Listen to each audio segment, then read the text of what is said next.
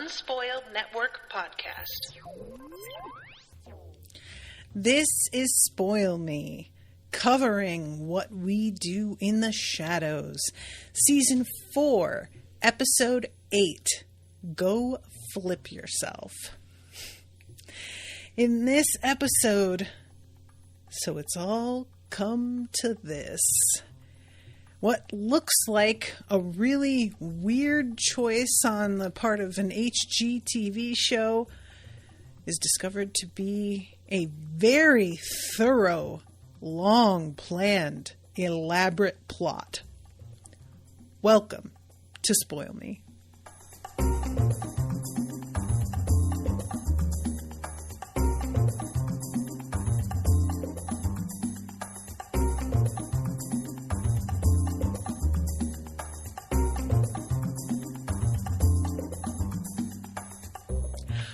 Welcome to the show, everyone. I am Natasha.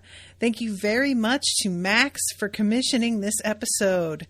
Max, this is one of those where I feel like this show has had its ups and downs. It's been mostly up, but when it's down, it's real down. And then there are episodes like this that really kind of make you go, oh, it was all worth it. All the little dips in quality, all of it was coming down to our reaching this ridiculous point. And I am so here for it. Oh, it was so unexpected, you guys. I did not know what to think. So, I can't remember if it was the last episode or the one before, but we had this really weird break in the middle of the episode that was like it tricked me into thinking it was a real commercial break for a moment, even though I'm watching on Hulu on their ad-free plan.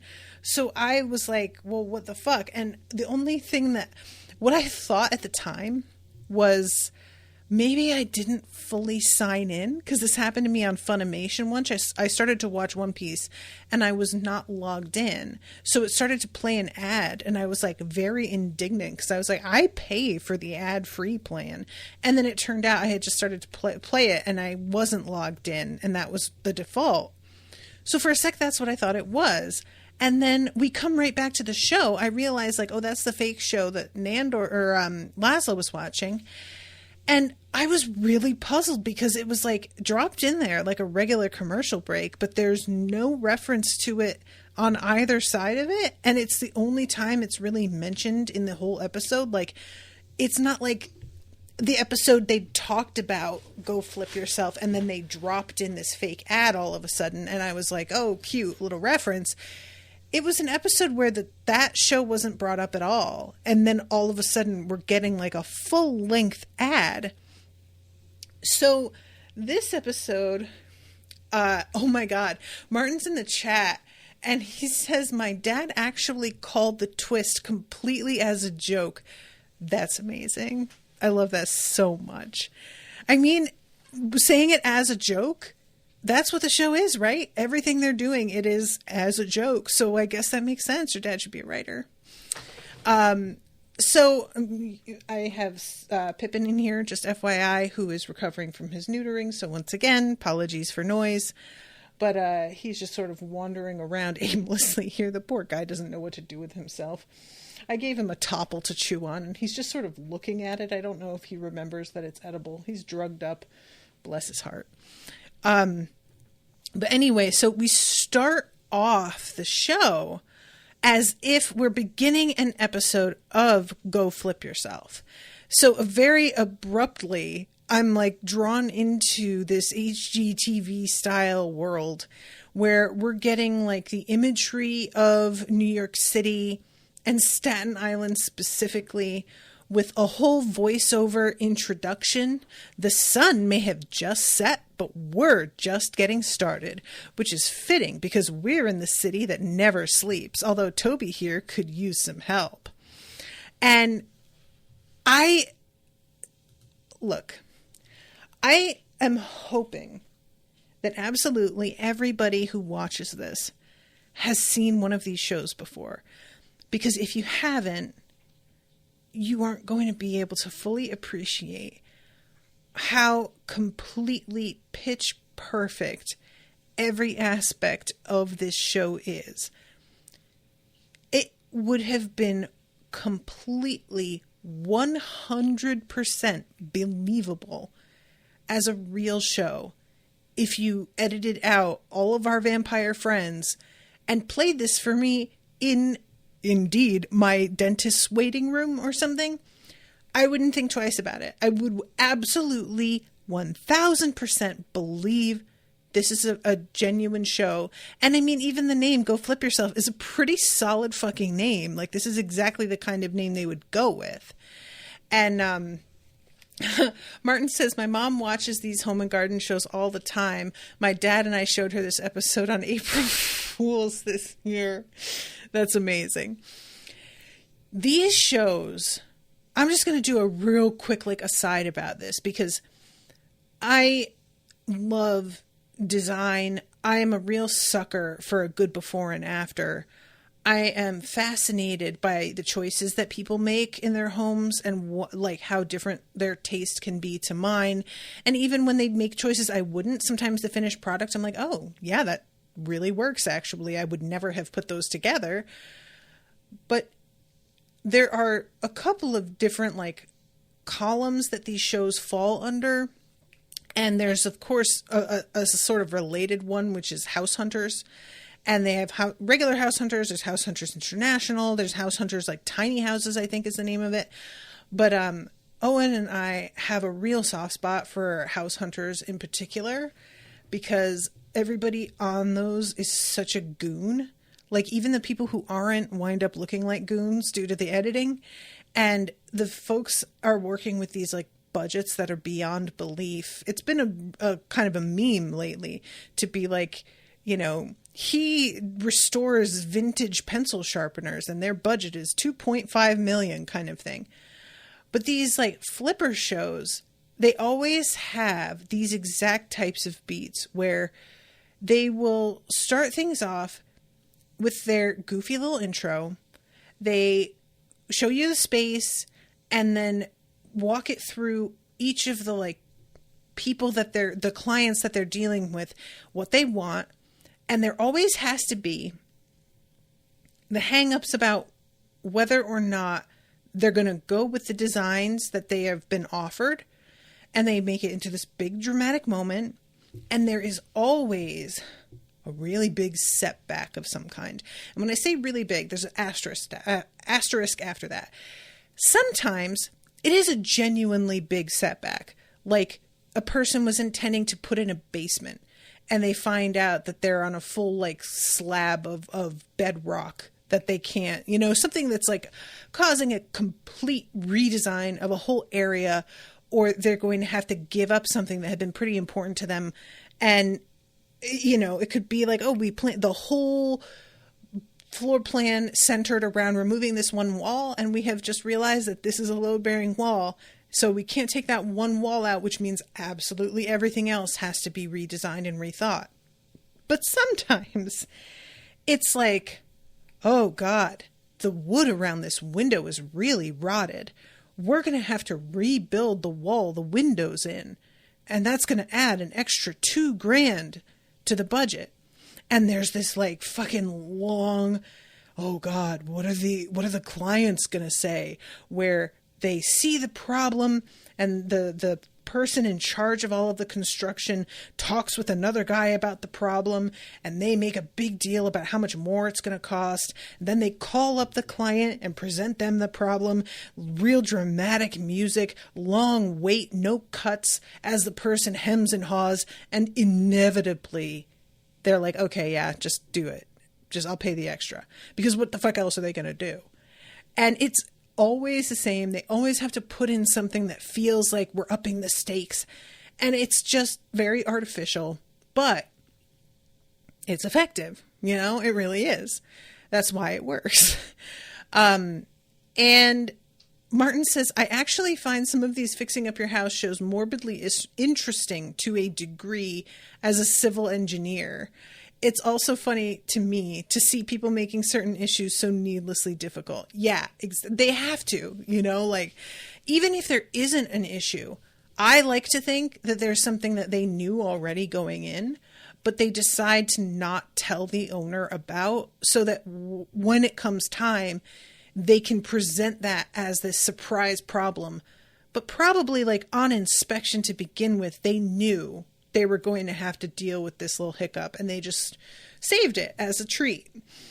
So anyway, I really, really enjoy these types of shows, especially as somebody who's poor and will likely never get to indulge in the kind of like massive change to my space that these people get to do. Like, I have fantasies all the time. My house is from the 60s, I think. We have very old plumbing, very old wiring, tiny kitchen with no space for even like a dining table. So we eat in the living room mostly. And I always think about expanding the space, getting a dining room, putting a back patio on, putting a front porch on. And I don't think that it's likely I'm ever going to get to do any of those things, because the amount of money you have to shell out it's just so much more than you ever think it's going to be. Every project, I basically like mentally double it, because it seems like what happens a lot of the time, if you run into any problems, the amount that you have to spend goes up so quickly. So it's just a real like favorite of mine. And it's especially with this so great because I had just been talking about how I thought things had been sort of cleaned up inside, but it wasn't really any better. It was like the vines were cut out of the way in most big places, but for the most part, we were, dealing with leaves and junk and garbage all over anyway. So when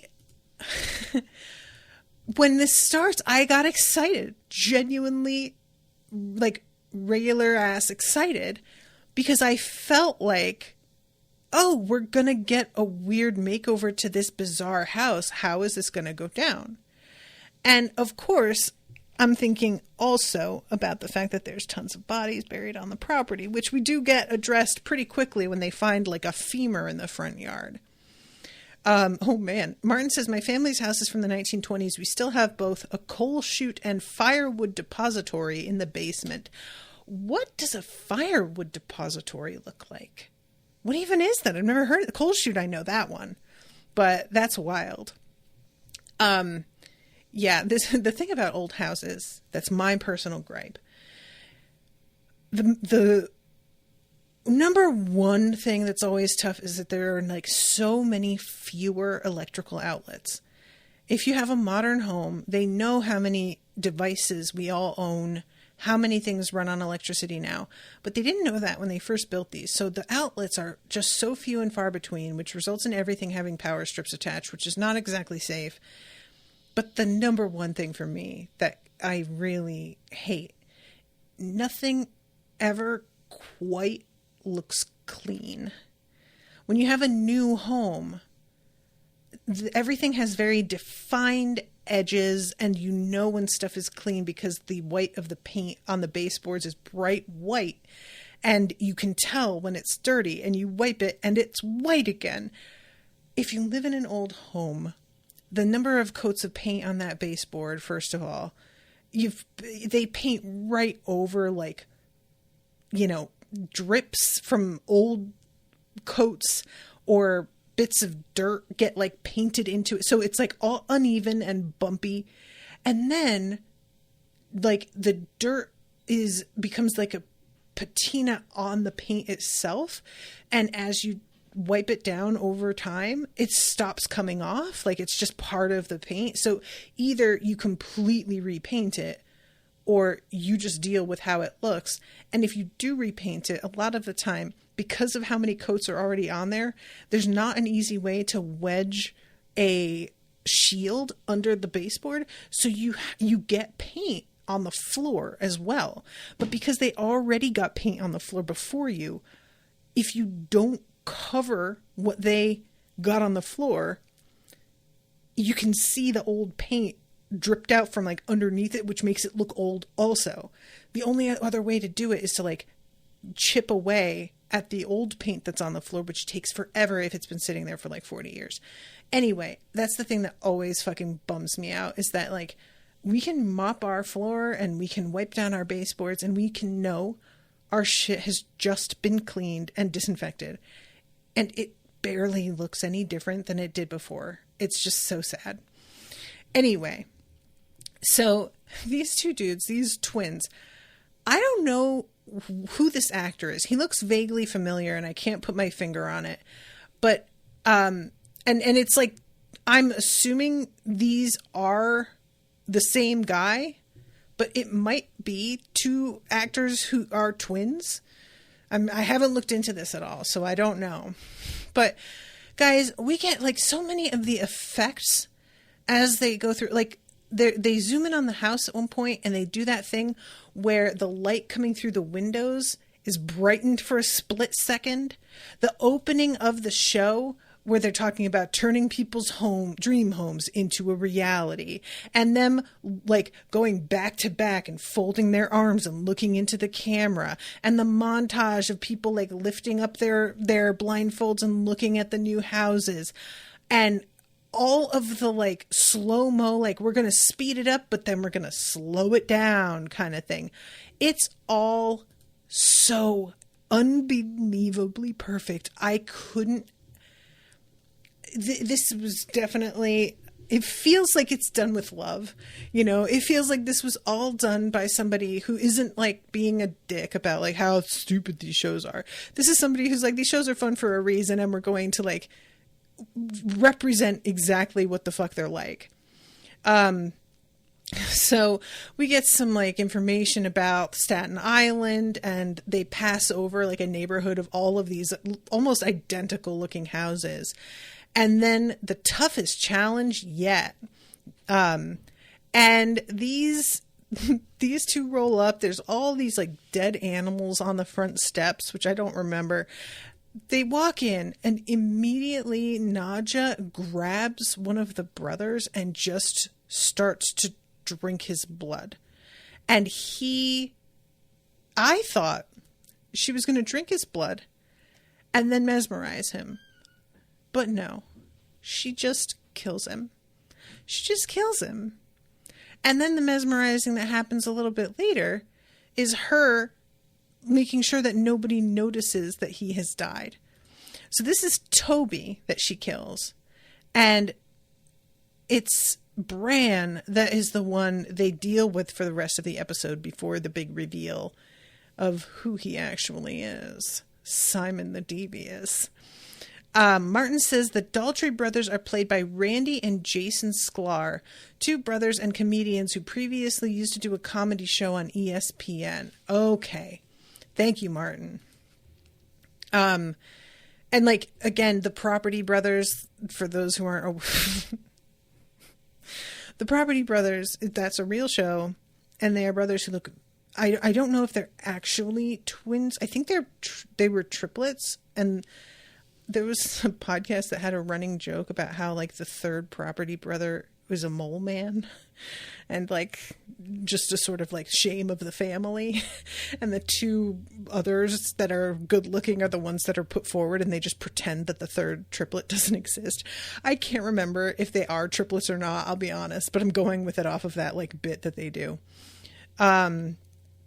So we have Bran talking to the camera and saying how there's like been a little bit of a hiccup. My brother Toby is a little under the weather. And as he is saying this, in the background, you can see Guillermo burying Toby in the yard.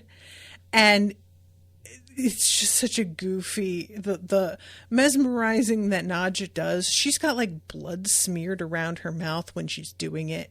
And she's like very sloppy about it. Eventually she does something like how everybody who's involved in the production of the show isn't going to remember it either, and she tries to name each of them by name but eventually just gives up. And then Nandor comes running in from like off screen and stops Guillermo because he realizes that Guillermo is being caught on camera doing the burying. So Laszlo is doing his like, oh, I'm a railroad engineer and graphic designer. And I really love this graphic designer. I am not trying to say that graphic design isn't a real job, because it's not only a real job, it's like so underappreciated and so in demand, and so it's a make or break, a lot more than people want to admit, in terms of how a business like looks to the world. But it is such a common major. So there are a lot of people who went to school for graphic design, and it's a general title for a job that can mean a lot of different things. And so just being like, oh, I'm a graphic designer, you could really just say that and it go in whatever direction you want, and it would work. So the fact that Laszlo chose this, I think, is perfect. And he's like wearing this sequined jacket. I don't know what he's doing here, but this is when we have Colin coming in and just like fucking around with stuff. He throws his hat on the ground, which is the first time we've seen the hat in a minute. I didn't even catch it at first. And Laszlo is talking to the camera, and in the background, with all of this like bullshit that's already in the house that we've seen a million times, you've got this like random white lamp, a sort of macrame hanging over one of the windows, a wooden like cutout that says home, and then some other bullshit on the wall that says follow your dreams. And you guys, look, I'm not trying to attack anybody here. We all have our own taste, and to a point, our taste is largely determined by our budget and what's available to us, right? So if you live in an area that doesn't have a lot of shopping options, you're stuck with whatever like big box store near you, whatever they've got, and or what you can get online and like get shipped to you. And even that can be sort of like within budget. It can be really hard. As somebody who has recently been doing some redecorating in my house, I've been doing it almost all with leftover decor from my wedding. That's how I've managed to like accomplish it. And so I just really want to preface this by like, please do not take offense to what I am about to say here, but I'm a member of a Facebook group called the People Against Modern Farmhouse. And while the group is not really restricted to talking about modern farmhouse as a design on its own, that encompasses so many different things at this point. So for those who aren't familiar with this, the modern farmhouse aesthetic is the most common one out there at the moment that's finally starting to like subside and go out of style in favor of a much more maximalist look. But what it was everything being white or gray, a lot of lighting fixtures being like black wrought iron or looking very almost severe, I want to say, exposed bulbs, that sort of thing. Many surfaces being raw wood or made to look like raw wood, and a lot of like corrugated metal or shiplap is mentioned by Laszlo in like a previous episode, and I never brought it up, I forgot. But shiplap is a real, like, that's a big one. That's a type of wall planking that is used as a design like focal point in a lot of rooms, and people fucking have gone nuts for it and put it on everything, and it's so boring. And that's, for me, the main thing with modern farmhouse is that I find it extremely dull. It can look really clean, and if you've been used to a very cluttered home, it can feel sort of refreshing in that sense, but it never works when you're trying to actually live in the space. Modern farmhouse works for an Airbnb photo shoot, but once you've got actual appliances and like the crap of everyday living mixed in, it completely negates the sort of like calm, neutral, one color style. And this shit with like words written on it is a major offender.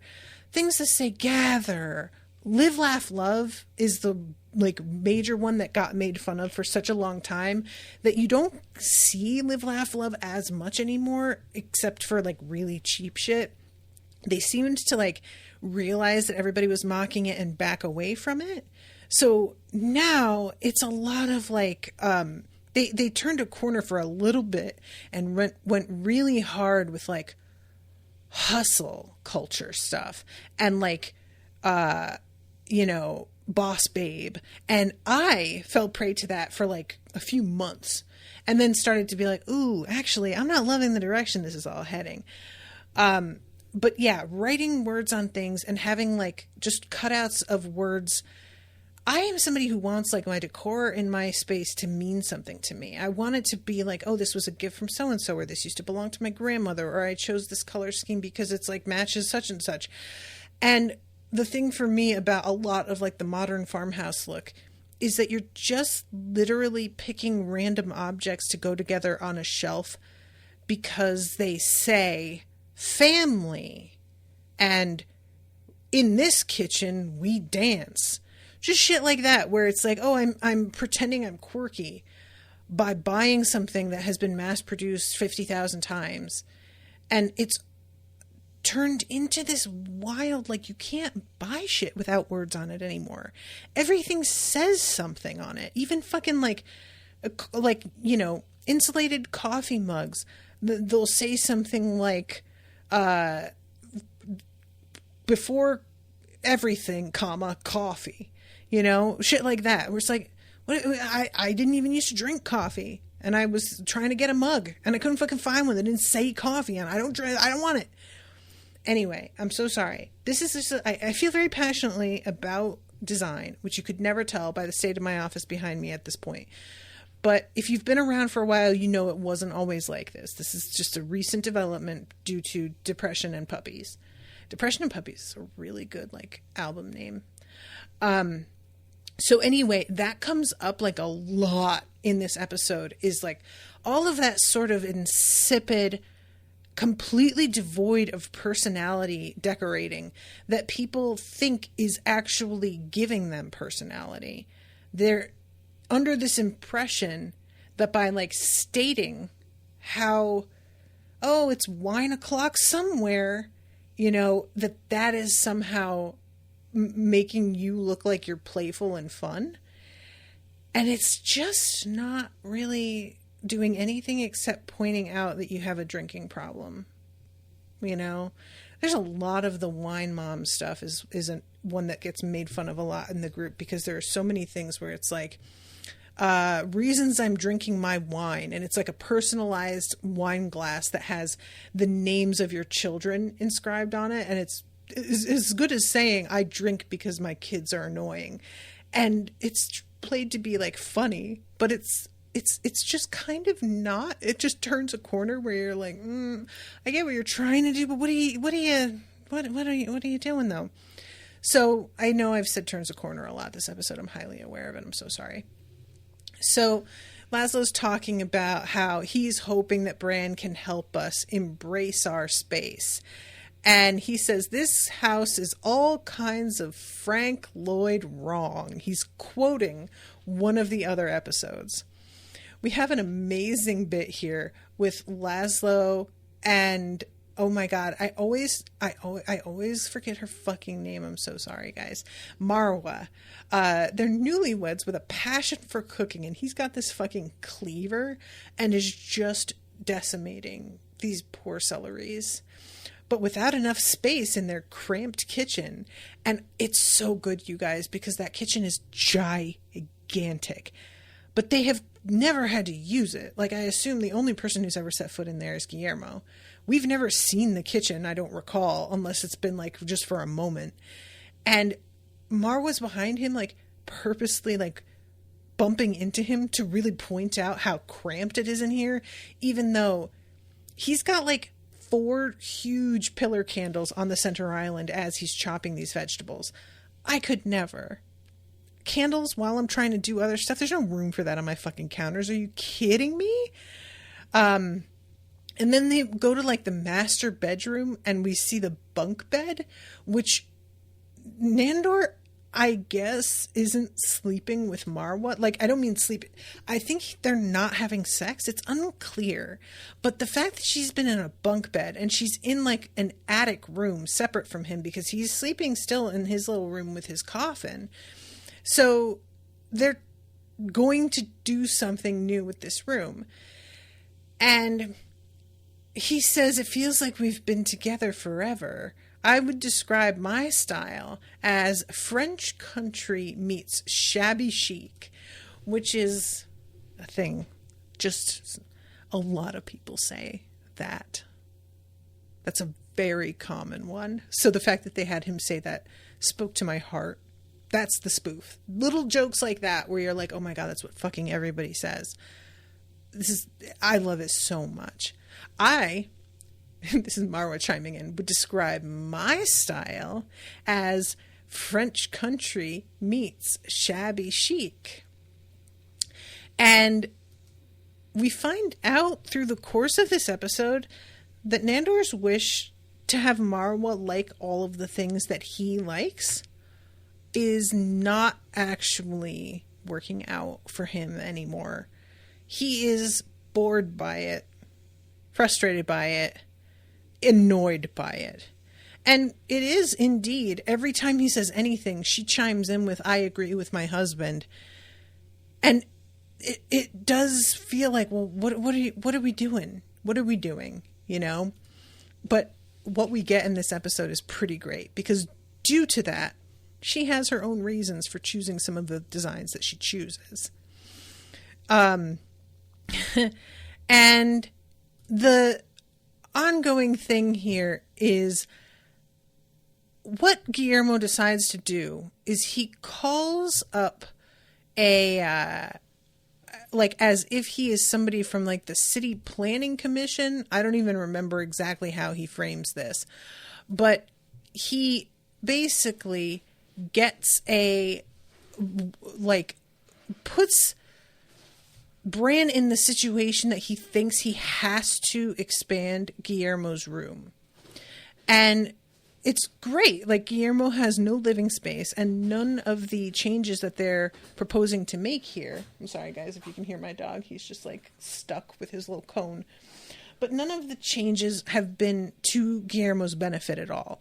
Everything has been to expand rooms unreasonably, to make giant...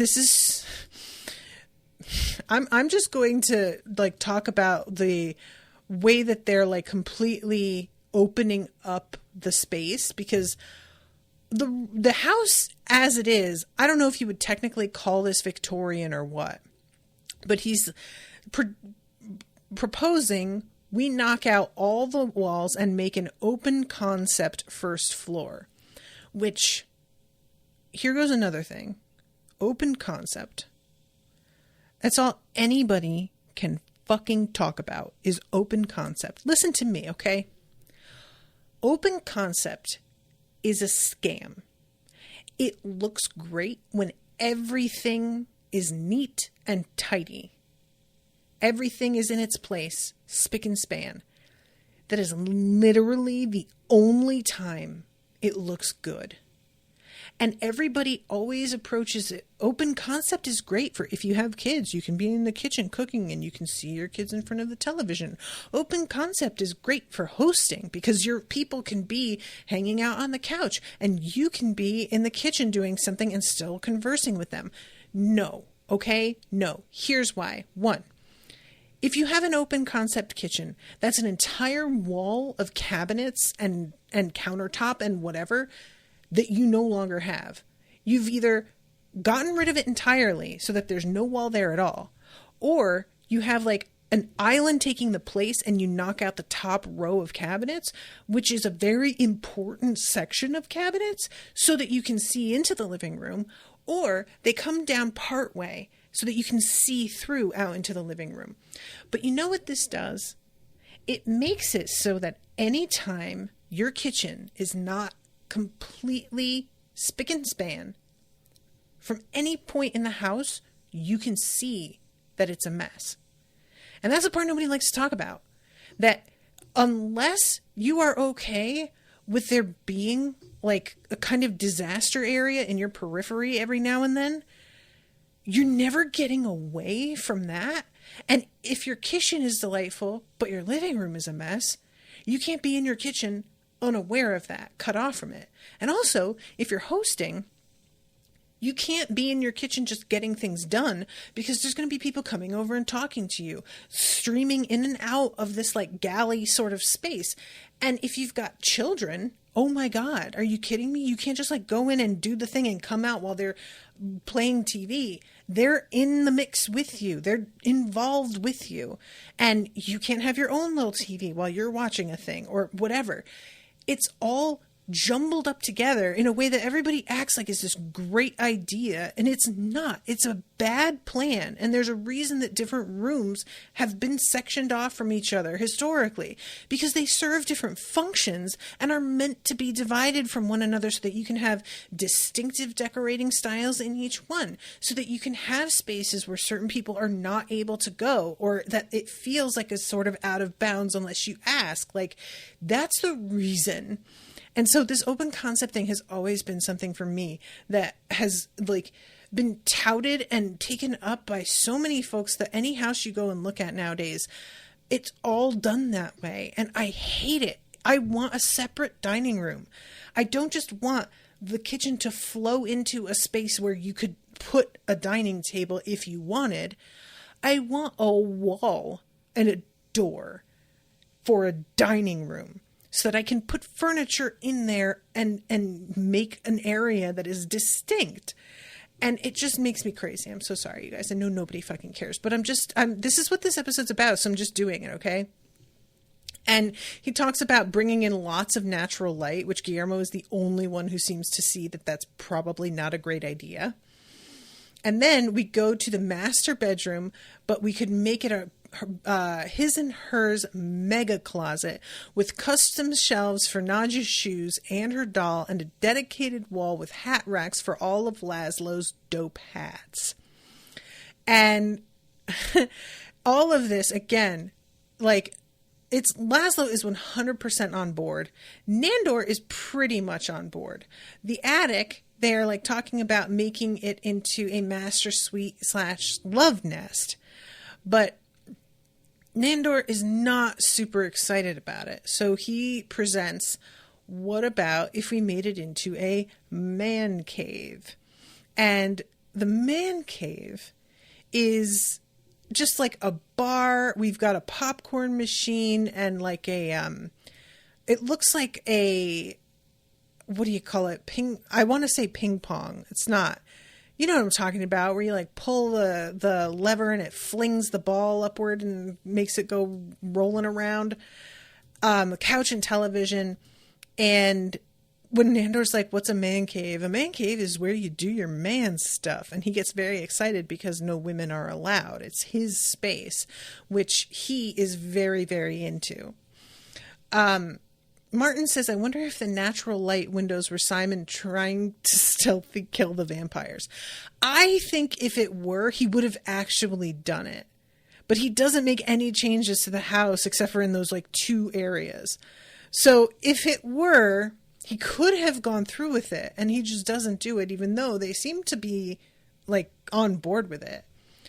Nadja, of course, she has to be the voice of opposition here, and she's talking about how the attic is full of all these memories of their putting their trash up there. Guillermo's like right behind her, nodding along, because he understands that just in general the theories here are not great for what it is they are. But Nadja, I feel, is just put here to be the person who he has to win over and convince for the sake of the drama, right? And when she mentions his hat, he's like, he only has one and it's cursed. He goes through the 5 hats that he has. I won't get into it, but suffice to say, what Bran says is, I'm going to win you over with this giant, amazing master bath with a gold toilet. Now, I really have to admit, I thought a bathtub, based on how she took a bath last episode, would be what won her over. The gold toilet, that's not what I thought was going to really catch her attention, but it does. And once it's clear she's sort of falling under his spell, Guillermo tries to chime in with, like, you don't even shit.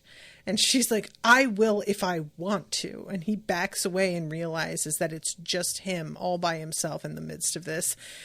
That nobody else is really, like, thinking through the implications of everything.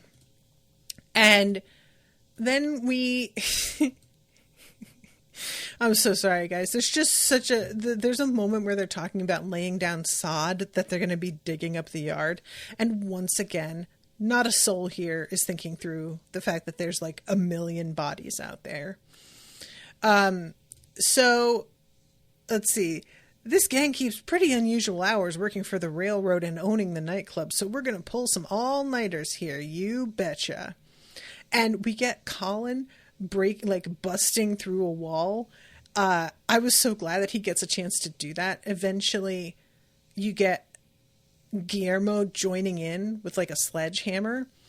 And throughout all of this, you see the crews like coming and going with all sorts of like buckets and, eventually there's the big reveal of his whole crew that's here with him that are undercover and dressed in jumpsuits and overalls to cover up their clothing and wearing hats to shield their faces. And I really like the idea that if you were like able to remember what people looked like, you may have started to pick up on the fact that some of these faces were familiar, but I did not pay attention at all. So there's all of this, all these montages of them cleaning out the interior of the place and lots of construction sounds and plastic tarps being laid over areas. And then we have the thing with Guillermo calling up and, giving him this like fake problem. That means that we have to give up Nadja's gold toilet and we can open up that wall to create a ventilation system for Guillermo. Because we're also going to have to eliminate Nandor's custom sign that says home is where the wine is. I love that joke. But we have to go in and get rid of the particular things that you said you liked that don't make any sense. Now, her gold toilet going away, if it's actually solid gold, would make sense in terms of the budget. But that's not what I think is happening here. And the sign, it just doesn't make any sense. But then we can close the open septic tank, which is apparently pooling underneath Guillermo's bed.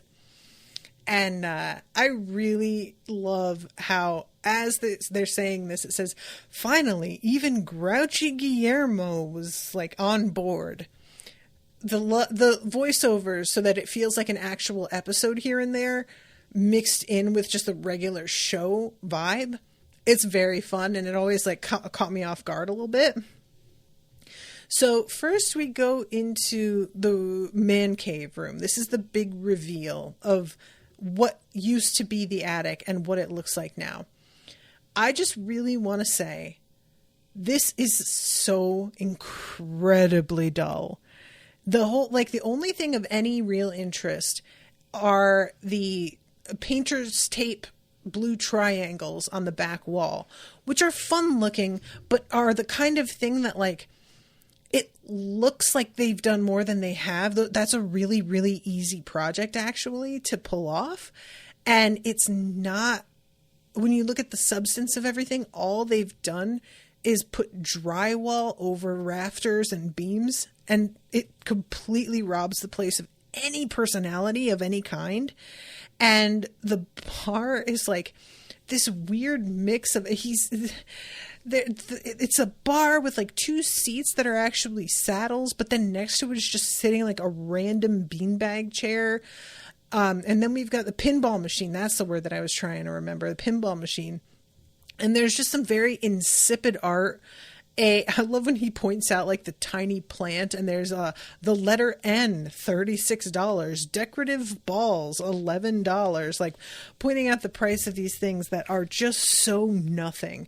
There's even the only thing that I thought was kind of fun was that there's a basketball hoop like tucked into one of the corners and a bunch of balls, and that is like kind of fun, but overall the space is just extremely washed out and boring and no fun.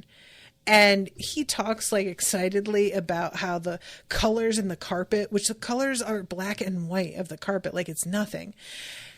So Nandor starts to sit down in the beanbag chair, and Marwa sits down first and is talking about how she's like fixing the beanbag chair to look like, to be in the right configuration, and asks him to check whether the lock on the door works well. And I love this bespoke sliding door, $12.99, and it's a fucking barn door. I'm going to go on another little tangent here, but barn doors are part of the modern farmhouse look, and they slide sideways, and because they don't have to open outward, they do save space. However, they are loud, they are wobbly, and they do not actually completely seal off the space. There's oftentimes at least like a half inch to an inch of open space where even when it's closed, you can like see in. And I have stayed at 2 major hotels now that had barn door closures for the bathrooms, which I cannot fucking understand. You could hear everything going on, and if you went to the closet opposite the bathroom, you could see in for a split second. Worst design ever. They suck. Barn doors are garbage, and I cannot believe how like popular they've become. If it were just for the space saving aspect, because it doesn't swing outward, that would be one thing, but they're being used all over the place when there is no space concern to begin with. And he rolls this shut and then tries to say that it's soundproofed. And I'm like, there is absolutely no way. You just cannot convince me that a barn door and a soundproofed room have ever gone together ever. There's just, they don't go together. They do not. So anyway, she locks Nandor out, and it turns out that she likes everything he likes and has basically taken over the room, which good for her. I love this for her. So we're putting the finishing touches on the house, and everything that they put down is like white coral and white lanterns. And you can see that like a lot of the parts of the house in the background are still like deep colors, brown panels. We've got like the stuffed bear. All of this looks like the same, but they're putting these accessories that do not go at all. And we have the big reveal of all of them standing outside, and they look at the house, but it looks the exact same. And when they walk in through the front door, the front room looks exactly the same. Like it's just nothing has changed except for some really shitty pieces of art being put up here and there. And occasionally, like when they go into one of the sitting rooms, there is a change of like the configuration of the furniture in the room is slightly different. Like they've moved things around. They've tidied up a little bit of the trash, or like gotten new pillows or throws and lit candles. But there's like all of the accessories and stuff that they've thrown in don't match. They don't go. It's just like really random ugly whites against all of the other like cool stuff that they have in the room. And I love that they even kept the table that Nadja like chopped in half, the marble top like island. They just kept it there. All of it's the exact same. And as for Guillermo's room, they just put a poster up on the wall that I think it says, what's it say? Something ass. I'm trying to see. I think it says haul an ass. I can't tell. But he just looks at that and is just like, ew, which is the correct response, even if you're straight. Like, no. So he's standing there, Bran, like with his arms wide, talking about how, what do you guys think? And Laszlo says, I'm starting to think, or no, Nandor says this flip might be a flub. And all of this is really weird to me because he's like obviously been doing successful flips for a while. The show has been running for a minute. We've seen that Laszlo's been very impressed. So all of this is like adding up for me to what did something that Nadja did with mesmerizing him go wrong? I thought maybe she had inadvertently like fucked up his understanding of like interior design and construction, and that was going to be the joke, was that something he used to be good at he could literally not do anymore, or that maybe the brother that she killed was going to be the one that had all the talent, and the one that is left had been leaning on that brother for all of his ideas, and it turns out that without him he can't get the job done at all. I was not sure where we were going with this, but he says I've saved the best for last, so follow me.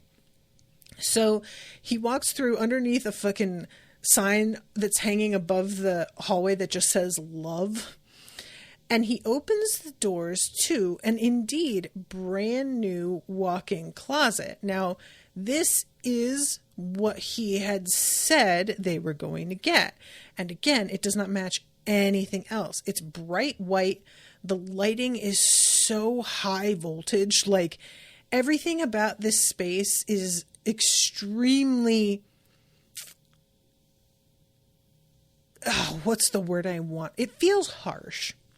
There's a pair of doors at each corner of the room that I think are meant to be their slumbering places, like, you know, basically their new coffins. It's hard to tell. I don't think we ever see them get open, but that's what I think those like doorways are.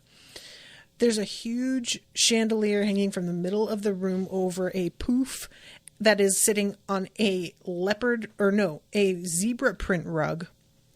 And then as you take a closer look, you begin to realize that this closet is filled with like almost only Laszlo's stuff. I didn't clock that right away. There are some shoes there that look like they're Nadja's shoes, but it could be his shoes as well, because who knows? And she says, I thought this was supposed to be his and hers. And Bran says his and her, he says, change of plans, sweetie, live with it. And Laszlo then zeroes in and says, wait, where the fuck is my witch's skin hat? And he turns around, and there is Simon saying, you mean this witch's skin hat? And he yanks off his like chill jeans and sweatshirt outfit. And he's got this crazy red velvet rose jacket on underneath it. Now, I really want to know what the fuck here, because somehow he was able to make himself look like this guy's brother. I don't know what that guy thought was going on. We find out like he went and courted somebody who had an it factor and then taught them how to do the construction and everything. He didn't find somebody who already knew. And I have to imagine mesmerized the guy into thinking he had a brother and then made himself look like the guy. But we've never seen the ability to like physically transform in these vampires before that I remember. Now, I don't know what this signifies, if anything. However, I'm not going to ask too many questions. I just had to point out from the top, this is not an ability that I thought we had. And maybe it's supposed to be that Simon is so devious because he's the only one who has that ability. And maybe this is something he can do. But yeah, it turns out that he is Bran. Bran never existed. It's always been me. And did I create, pitch, sell, and produce 150 episodes of Go Flip Yourself for the sole purpose of regaining access to your home here in New York City? And he says it the way that Laszlo always says it, that I might take what is rightfully mine? this witch's clit of a hat? Yes. Yes, I did. And all of this was purely for this reason. I love this so much. I love this twist so much. It's so stupid. It's so stupid. And then he starts to be like, it was all me. Well, we partnered with Kohl's for the Daltrey Living line. And we get that little thing in the corner as he like looks at the camera. But then he invites in his crew and introduces all of them by name the way that he does. I'm going to read their names because I just can't help myself. Big Vlad, Blavglad the Exsanguinator, Gunthrapple, Wesley Sykes, the Freak Sisters, Mr. 50s, Evil Steve, the wickedly talented Adele Dazeem, Freakfest Tony, the silent one who says, hey guys, how's it going? So he is not silent. Not at all. He who shall not be named, but it's Greg. His name is Greg. Desdemona the Shrieker. That guy I still don't know. And I don't know if that's something that I'm supposed to remember, but I don't. And of course, the king himself, Elvis. And he comes in and then just immediately plops down on the poof with a big grin. Ronaldo, there he is. Who could forget Ken the zombie, the zombie of my former accountant. He's also the COO of my production company. And of course, my sound guy, Count Rapula, who comes in.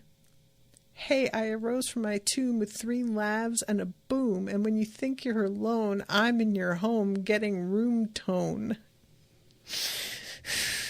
Scary stories and fables and XLR cables. Oh my God, it's so bad. And Nadja throws in his face about how she killed Toby. And he's like, oh, Toby was actually not one of my crew. He was just like a regular guy who, he had 3 children and was a Navy flight instructor. So, yeah, those guys don't have a dad anymore. So that's pretty sad. And Guillermo is off in the background with his hands, like, over his mouth like this. Like, he's so saddened by this. It took me a while to, earn his trust. And then I pitched him the show and paid for him to study design, architecture, and construction. Oh my God, you guys, it's so stupid. So all of this reaches the part where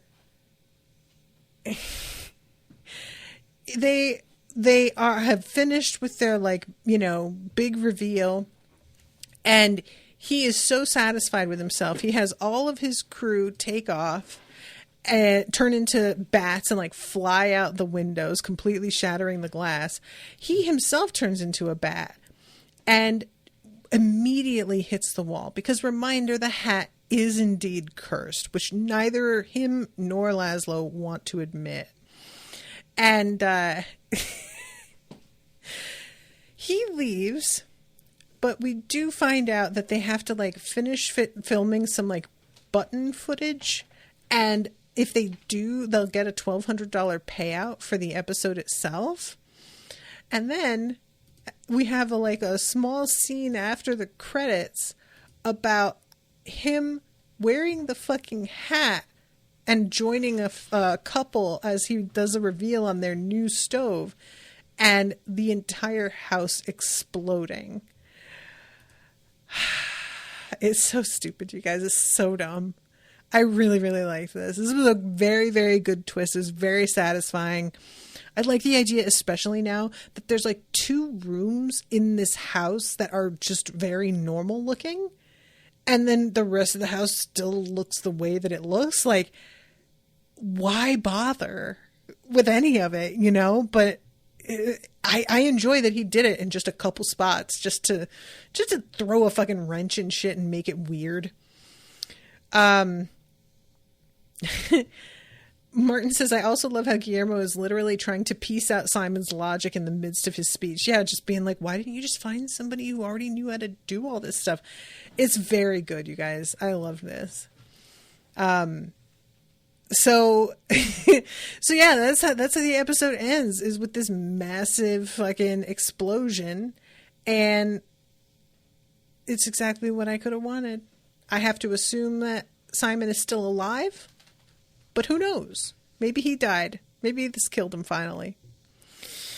All right, I have to wrap up, but this was extremely fun. I can't believe how we have only 3 more episodes, I think, until the end of the season. No, 2 more. Oh my God. Only 2 more. That's crazy. This went fast. Oh my God. Yeah. Martin says, I like how Simon is genuinely complimented by Laszlo's love of the show. Yes. Laszlo like knows the names of the episodes and is quoting them and like makes a couple of very specific references because he says he watches it, but Simon doesn't really seem to pay much attention until he like says 2 very, very specific things. And then Simon stops and is like, you really did watch the show. Oh, wow. I really appreciate that. Oh, it's very good, you guys. This is so much fun. All right. I'm going to wrap. Thank you again so much, Max, for commissioning this. Thank you to Martin for hanging out with me in the chat. And until next time, toodaloo, motherfuckers.